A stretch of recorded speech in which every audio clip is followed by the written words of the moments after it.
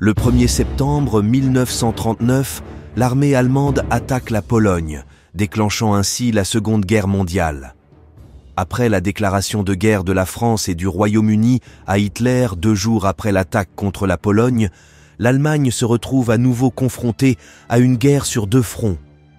Bien qu'il soit rapidement devenu clair que la victoire sur la Pologne serait obtenue en quelques jours, la situation sur le front occidental était complètement incertaine. Les Français allaient-ils attaquer ? Les Allemands avaient-ils suffisamment de force à la frontière avec la France pour repousser cette attaque ? Serait-il préférable d'attaquer la France dès que la campagne en Pologne serait terminée ou d'attendre en position défensive ? Telles furent les principales questions que le chef allemand et de nombreux hauts officiers de la Wehrmacht se posèrent durant ces mois de septembre à novembre 1939. Plus précisément, le 8 septembre, à peine une semaine après le début de l'invasion de la Pologne, Hitler déclara qu'il était nécessaire d'attaquer les Français aussi rapidement que possible. De cette manière, il voulait attaquer avant que les Anglais n'aient le temps d'envoyer leur armée en France et avant que l'armée française elle-même ne se réorganise et se prépare au combat.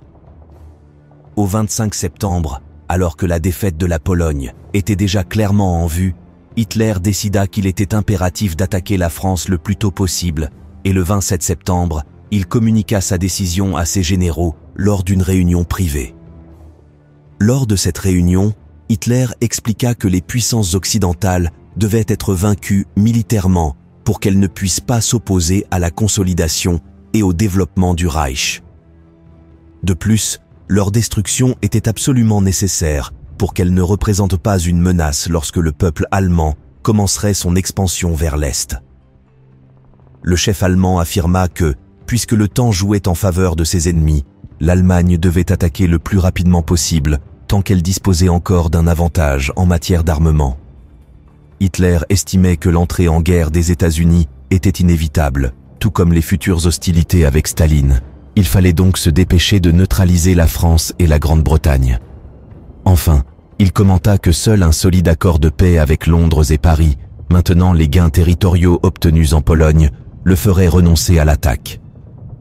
Ainsi, après cette exposition, la date fixée pour l'attaque contre la France fut le 12 novembre 1939. La réaction des plus de 50 hauts officiers de la Wehrmacht présents à la réunion fut négative pour la première fois depuis des années. Bien qu'il se soit démontré euphorique et même plus agressif que Hitler lui-même lors de la remilitarisation de la Rhénanie, de l'annexion de l'Autriche et de la Tchécoslovaquie, ainsi que de l'attaque contre la Pologne, l'armée française était une toute autre affaire. Après l'énorme effort qu'ils étaient encore en train de déployer en Pologne, se préparer pour une autre grande campagne en à peine un mois leur semblait complètement irrationnel et impossible à réaliser. De plus, comme nous le verrons ci-après, l'intention d'attaquer la France de manière si précipitée conduisit certains hauts officiers à initier une conspiration contre Hitler, dans le but d'organiser un coup d'État pour le destituer. Le général Walter von Broschitsch, commandant en chef du haut commandement de l'armée, et le général Franz Halder, chef de son état-major général, étaient très alarmés. Le 7 octobre, ils présentèrent à Hitler un rapport exposant les difficultés rencontrées pendant la campagne de Pologne, dans une tentative de le faire changer d'avis sur l'attaque imminente contre la France. Les principaux points négatifs sur lesquels ils se concentrèrent étaient les suivants. Tout d'abord, ils soulignèrent le manque d'équipement et d'entraînement des troupes, ainsi que la nécessité de chars lourds pour mener des attaques contre des positions défensives de grande envergure. Ils continuèrent en signalant les problèmes de coordination entre les divisions Panzer et motorisées et les divisions d'infanterie, qui ne pouvaient pas suivre le rythme de l'avance. Un autre aspect important était que, tandis que l'armée polonaise avait été attaquée pendant sa phase de mobilisation, les Français étaient déjà organisés et en position défensive favorable. De plus, alors qu'en Pologne ils avaient pu attaquer par plusieurs secteurs, facilitant les différentes attaques en tenaille allemandes, en France, ils ne disposaient pas de cet avantage. Ils ne pouvaient attaquer que par des fronts très étroits et fortement défendus, dans des actions très prévisibles.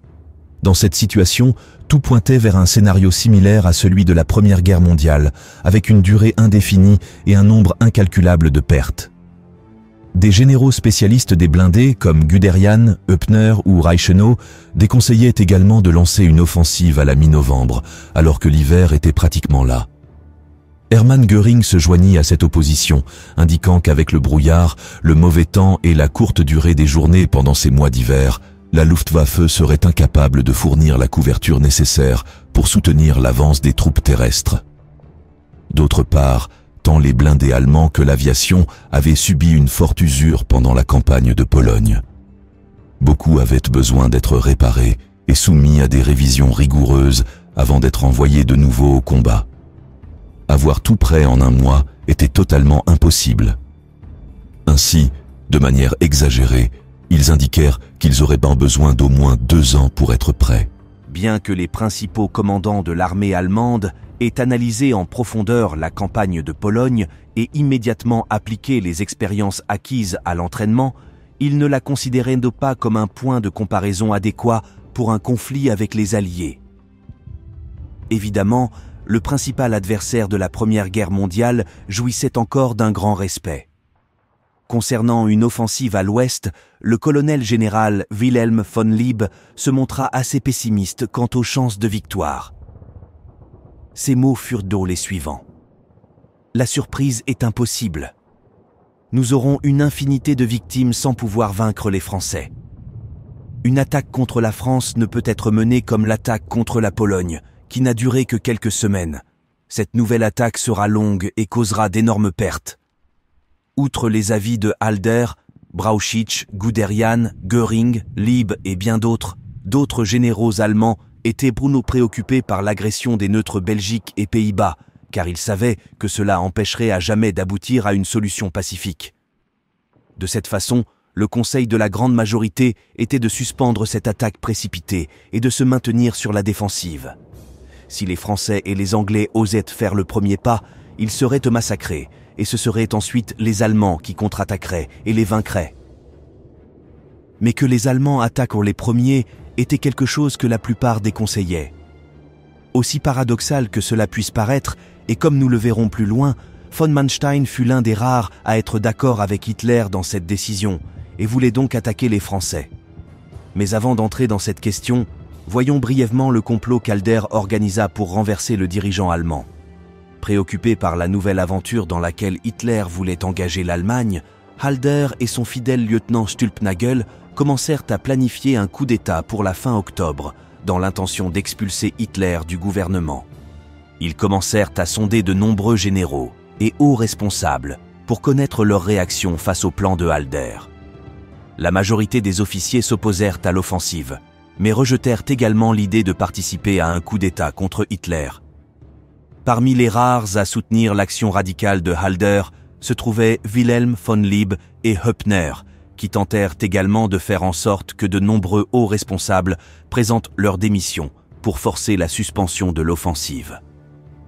Face à l'absence de succès et au soutien limité, Halder annula son plan et détruisit toute preuve pouvant l'incriminer. Le 5 novembre, à seulement une semaine du supposé lancement de l'offensive allemande contre la France, qui allait essentiellement être une copie de la stratégie utilisée pendant la Grande Guerre, Brauchitsch rencontra à nouveau Hitler pour essayer de le faire changer d'avis. Lors de cette réunion, il parla de la solidité de l'armée française, de la nécessité de corriger les faiblesses de l'armée allemande et d'une série de carences qu'il devait y résoudre avant de mener une telle attaque. La réaction de Hitler fut de rejeter ces arguments, et il maintint son idée d'attaquer la semaine suivante. Cependant, l'armée allemande n'était pas prête à exécuter les plans du dirigeant allemand, et l'offensive fut continuellement suspendue jusqu'à être reportée à 29 reprises. C'est pendant cette période, de novembre 1939 à début 1940, que des hommes comme Manstein commencèrent à travailler avec le raisonnement suivant. Si une campagne militaire en Occident ne pouvait être évitée, il ne restait plus qu'à la gagner. Alors que d'autres travaillaient sur des plans défensifs et des contre-attaques, Manstein élabora un nouveau plan d'attaque allemand, très risqué mais en même temps très audacieux, qui cette fois-ci donnerait la victoire à l'Allemagne. Que pensez-vous de la réaction des hauts généraux allemands face à l'exigence de Hitler d'attaquer la France? Pensez-vous qu'il aurait fallu attaquer la France de manière précipitée? Nous analyserons prochainement comment le plan d'attaque contre la France a été élaboré. Merci à tous de faire partie de cette communauté, en particulier aux sponsors qui rendent cela possible. Abonnez-vous et partagez ce programme s'il vous a plu, et nous nous retrouvons comme toujours chaque mercredi et dimanche. À bientôt.